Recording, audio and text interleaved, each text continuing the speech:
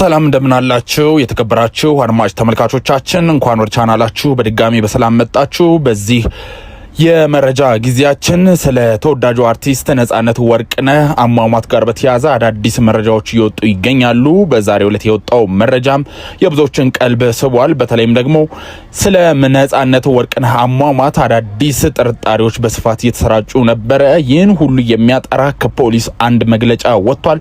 በተለይም ደግሞ ፖሊስ በቦታው እንደመገኘቱ ነጻነት ካረፈ በኋላ እንዲሁም ከማረፉ በፊት የነበሩ መረጃዎችን እንዲሁም ህይወቱ ካለፈ በኋላ በቦታው ተገኝቶ ፖሊስ ያገኘውን ዝርዝር መረጃ ይፋ አድርጓል። በተለይም ደግሞ በሶሻል ሚዲያ ላይ ነጻነት ወርቅነህ በአንድ ቀን ሊሞት አይችልም፣ ይህ ህመምም ከጤና ባለሙያዎች በአንድ ቀን ድንገት ስራ ሲሰራ አድሮ የዋለ እንዲሁም በማግስቱም ስራ ለመስራት ተነስቶ ድንገት አመመኝ ተብሎ የሚቀርበት አይደለም የሚሉ መረጃዎች ከመውጣታቸው ጋር በተያያዘ ፖሊስ ይህንን የሚያረጋግጡ አዳዲስ አስገራሚ መረጃዎችን አውጥቷል። በዚህ ቪዲዮ የምትከታተሉት ይሆናል። ከዚህ ባለፈም ስለ አርቲስቱ ስለ ጓደኞቹ አዳዲስ መረጃዎች ወጥተዋል። እነዚህንም አካተናችኋል። ለቻናሉ አዲስ ሆናችሁ ሰብስክራይብ በማድረግ እንዲሁም ቪዲዮውን ላይክ ሁላችሁም እንድታደርጉ በአክብሮት እንጋብዛለን። ከመረጃዎቹ በፊት በዛሬው ዕለት የተወዳጁ አርቲስት ነጻነት ወርቅነህ በስፋት የሚታወቅበት በኢቢኤስ ቴሌቪዥን ለአመታት ሲተላለፍ የነበረው የቤተሰብ ጨዋታ ፕሮግራም ጋር በተያያዘ ከዚህ በኋላ ማን ያቀርበው የሚለው ጉዳይ ብዙዎችን እያነጋገረ ይገኛል። ከውስጥ የመረጃ ምንጮቻችን እንደወጣው መረጃ ከሆነ 4 ሰዎች እንደታጩ መረጃዎች ደርሰውናል። በዚህ ጉዳይም ሀሳባችሁን ሰጡበታላችሁ። ከአራቱ ሰዎች መካከልም ስማቸው የሚታወቅ እንዲሁም የተወዳጁ አርቲስት ነጻነት ጓደኞችም ጭምር እንደሚካተቱበት ነው መረጃዎች የወጡት። ከዚህ ጋር በተያያዘ በተለይም ደግሞ ነጻነት ወርቅነህ ካለፈ በኋላ ለምን ነጻነት መታሰቢያ ይሁን ከዚህ በኋላ አይቅረብ የሚሉም አሉ። ሀሳባችሁን ገለጹበት። ታዲያ አራቱ ነጻነትን ይተካሉ ተብለው በእጩነት የተቀመጡት የጥበብ ባለሙያዎች የሚከተሉት ናቸው። የመጀመሪያው ኮሜዲያን ደረጀ ነው።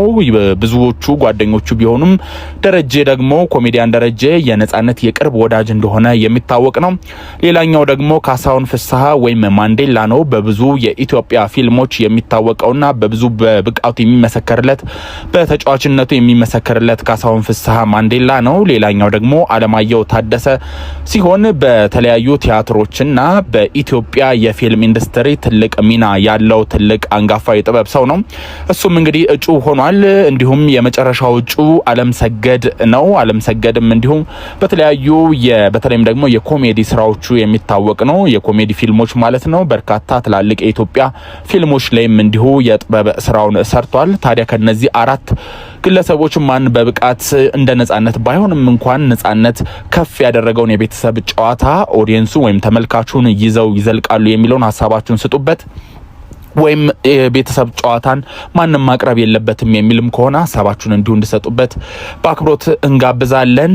በቀጣይ ወደ ቀጣዩ መረጃችን ስናልፍ ስለ ነጻነት ወርቅነህ አሟሟት ከፖሊስ የወጣውን መረጃ ከማድረሳችን በፊት ስለ ሰይፉ ፋንታሁንና ስላልተነገረው በሚስጥር ይቆይልኝ ስለተባለው መረጃ ነው ወደ ተከታዩ የምናደርሳችሁ መረጃ የሚሆነው። ይህም በተለይም ደግሞ የነጻነት ወርቅነህ የቀብር ስነ ስርዓት ላይ የነጻነት ልጅ የነጻነት ጓደኛ እንዲሁም ሌሎች የቤተሰብ አካላት ወንድሙን ጨምሮ ንግግር ሲያደርጉ ሰይፉ ፋንታሁን ዝም ማለቱን በተመለከተ ብዙዎች ሲተቹት፣ ብዙዎች ደግሞ ሰይፉ ፋንታሁን የተደበቀው መልካም ባህሪው መልካም ለሰዎች ደራሽነቱ የክፉ ቀን ደራሽ ጓደኛ እንዲሁም ለጥበብ ሰዎች ያለውን ቀረቤታም እንዲሁ ሲናገሩ ቆይቷል። ታዲያ ሰይፉ ፋንታሁን የማናቀው ሰው በሚል አንድ መረጃ ደርሶናል። በነጻነት ወርቅነህ ቀብር ላይ እንዲናገር ተጠርቶ ለምን ፍቃደኛ ሳይሆን ቀረ የሚለው እንደሚከተለው ይቀርባል። ነጻነት ወደ ህይወት ላይ መለስ ሄዷል። ምክንያቱን ለማወቅ ፍላጎት የለኝም ይላል የመረጃ ምንጫችን። አልጠይቅምም ደግሞም አይነገረኝም ይላል። ሰይፉን የማታውቁት የመሰላችሁ ብዙዎች ተሳስታችኋል። አታውቁትም። የሚያውቁት ጥቂት ይኖራሉ። ካሁን ቀደም ሰይፉ ፋንታሁን ብዙ መረጃ እሱን በተመለከተ አልወጣም። ቀልዱን ቁም ነገሩን የሸፈነ ሰው ነው። ቧልተኛ ነው። ሰይፉ አንዳንዴ በትልቅ ቁም ነገር ላይ ሳይቀር ይቦልታል። ቀልዱ ቁም ነገሩ ቀልዱ ሳቁ ጨዋታው ቁም ነገረኛነቱንም እንዲሁ ደብቆታል። ምን ሆኗልም ምን እንለዋለን፣ ገፋ ሲልም እንጽፍበታለን፣ እሱ ይቀጥላል። ብዙውን ጊዜ ግን አልታደልን ይሆናል፣ መልካምነቱን አናወራለትም። ደግሞም ከየት አምጥተን እናወራለት? እንደ ሀገር ወግ ልማድ እንደ ዘመኑ ቋንቋ ይናገር፣ ግራው ሲሰጥ ቀኙን አይቀርጽ፣ እንዲሁም ወደ ጎን አድርጎ እሱ እንዳልፈለገ አድርጎ በጎን አይናገርም። ከሁሉም በላይ ታዲያ ተወዳጁ አርቲስት ሰይፉ ፋንታሁን እንዲሁም የፕሮግራም አቅራቢው ሰይፉ ከሰው ህመም ላይ አይጨፍርም፣ እንዲሁም ሲያላግጥም አይተነው አናቅም። ያጣ ሰውን ክብር አይነፍግም፣ ሚሊዮን ብርም ሰጥቶም በሰው ላይ አይፎክርም። እንደ ቀልድ እልፍ ነው የሚለው። ሰውን መርዳት ላይም በትክክል የክርስትናን መርህ የሚከተል ነው። የዛሬ ዓመት ገደማ ነጻነት ወርቅነህ ታሞ ህንድ ሀገር ሲሄድ ሰይፉ ፋንታሁን 1 ሚሊዮን ብር ገደማ እንዲሁም ከዚህ የሚበልጥ ብር ሰጥቷል። ከጥቂት ወራት በፊትም ኢትዮ አሜሪካዊት ሐኪም ከአሜሪካ አስመጥቶ በራሱም መታ ሊሆን ይችላል የሚከፈለውን ከፍሎ ሰይፉ ፋንታሁን ነጻነት ወርቅነህን አሳክሞታል። የሚያስፈልግ ወጪ ካለ እኔ አመጣለሁ ብሎ ነጻነት ራሱን አረጋግቶ ሕክምናው እንዲከታተልም ሞክሯል፣ ነግሯል፣ ለምኗል። የነጻነት መጨረሻ ይህ እንዳይሆን ሰይፉ ፋንታሁን ጥሯል።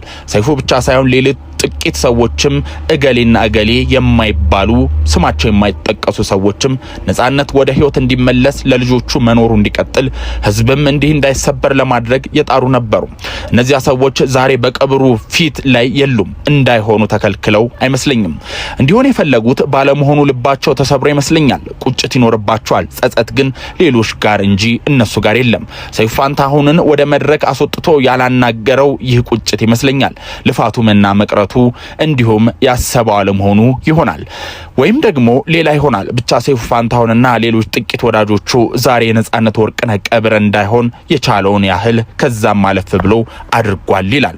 ባይጸጽታቸውም ግን ይቆጫል። ያሰቡት የሞከሩት ሳይሆን ሲቀር ይቆጫል። ሰይፉም ሊቆጨው ይችላል። እንዲህ ማድረግ ሲገባኝ አላደረኩም ወይ ማድረግ ሳይገባኝ አድርጌያለሁ የማለት ጸጸት ግን አይኖርበትም። ሌሎች ደግሞ በአንጻሩ ጸጸት ይኖርባቸው ይሆናል። እሱ ይቆይ። ወዳጄ ሰይፉ ፋንታሁን ግን ለነጻነት ወርቅነህ አድርገህ ላልተናገርከው፣ ለሌሎች በሚስጥር ደብቀህ ለምታደርገው ከሁሉም በላይ ከልብ አመሰግናለሁ ይላል የመረጃ ምንጫችን። የተደበቀን የሚገልጥ አምላክ ይህ ያወጣው ሁሉ በብዙ እጥፍ በዓለም ይመለስ ሲል የመረጃ ምንጫችን በዚህ መልኩ ያልተነገረውን የሰይፉ ፋንታሁንን በሳቅ ጀርባ ያለውን መልካምነት እንዲሁም ለነጻነት ወርቅነህ ያደረገውን መልካም ነገር ሰይፉ ፋንታሁን የማይጸጸትበትን እስከ ጥግ በገንዘብም በሞራልም በጉልበትም በብዙ ነገር ያደረገውን መልካምነት በዚህ መልኩ ይገልጻል። ውድ አድማጮቻችን በመጀመሪያው በመግቢያችን ሊያስደመጥናችሁ መረጃ እንቀጥል። በተለይም በነጻነት ወርቅነህ ህልፈት ወይም ደግሞ አልፎ የቀብር ስነ ስርዓቱ ከተከናወነ በኋላ ስላሟሟቱ የተለያዩ መረጃዎች ይወጣሉ። በተለይም ደግሞ ከትላንትና ጀምሮ እንዲሁም በዛሬው ዕለት በማህበራዊ የሚዲያ አማራጮች ወይም ደግሞ በሶሻል ሚዲያ ፕላትፎርሞች በተለይም ደግሞ በፌስቡክ እና በቲክቶክ የተለያዩ መረጃዎች ይወጡ ይገኛሉ። እነዚህም ደግሞ በተለይም ደግሞ ነጻነት ወርቅነህ አሟሟት ጀርባ በአንድ ቀን የህመም ሊገል የሚችል አይደለም። ከታመሙ በኋላ በርካታ የሆነ ህክምና ከተደረገላቸው በኋላ ብሎም በህክምናው ቋንቋ ወይም በተለምዶ ኮማ ውስጥ ገብተው ጭምር ከቆዩ በኋላ ነው ህይወታቸው ሊያልፍ የሚችለው እንጂ በነጻነት አሟሟት እንዳየነው ይህ ከጉበት ጋር በተያያዘ ነጻነት ወርቅነህን ለሞት የዳረገው በሽታ በአንድ ቀን በትላንትናው ዕለት በኢቢኤስ ቀረጻ አድርጎ ዛሬ ደግሞ ለስራ ወደ ስራ በሚሰማራበት ቅጽበት ትንሽ አመመኝ ብሎ እዛው የሚቀርበት ህመም አይደለም የሚሉ መረጃዎች ነው ሲወጡ ያስተዋል ነው። ከዚህ ቀደም ተወዳጁ አርቲስት ታምራት ደስታ እንዲሁም ማዲንጎ አፈወርቅና ሌሎች አርቲስቶች ድንገት አመመኝ ብለው ሆስፒታል የሚቀሩበት ምክንያትም ይህ ነው። ነጻነት ላይ የሚሆነበት ይህ ነው የሚሉ መረጃዎች እየወጡ ይገኛሉ። ታዲያ በመግቢያችን ላይ እንዳልናችሁ የህግ አካላት በመግቢያው ጀምሮ የነጻነት አሟሟት ጋር በተያያዘ ህይወቱ ሲያልፍ የነበረውን ሁኔታ የህክምና ምርመራና ውጤቶች እንዲሁም ህይወቱ ከማለፉ በፊት የነጻነት ሁኔታንም ጭምር ከቤቱ ጀምሮ ከአመጋገቡ ጀምሮ መረጃዎችን ሰብስበው ለህዝብ ይፋ አድርገዋል። በዚህ መሰረትም ነጻነት ወርቅነህ ለሞት የዳረገው ሰው እንደሚለው ወይም ደግሞ በስፋት ሲሰራጭ እንደተመለከትነው ምንም አይነት ወጣ ያለ ከዛም አልፎ በማህበራዊ ሚዲያዎች የተለያዩ ግለሰቦችን የነጻነት የቅርብ ሰዎችን ስም በመጥቀስ ጭምር ስም የማጥፋት ዘመቻዎች እየተደረጉ ይገኛሉ። በዚህም ታዲያ አሁን ከፖሊስ መግለጫ እየተረዳ ነው ነጻነት ወርቅነህ የምርም በህመሙ ሳቢያ በመጣ ጉዳት ነው እንግዲህ ህይወቱ ሊያልፍ የቻለው። ይህንን ለማስተዋል ችለናል። የደረሰን መረጃም ይህ ነው። ውድ አድማጮቻችን ከዚህ ጉዳይ ጋር በተያያዘ እንዲሁም ሌሎች መረጃዎችን በቀጣይ ቪዲዮ እንመለስበታለን። ለቻናሉ አዲስ ሆናችሁ ሰብስክራይብ በማድረግና የደወል ምልክቷን በመጫን ቤተሰብ እንድትሆኑ በድጋሚ በአክብሮት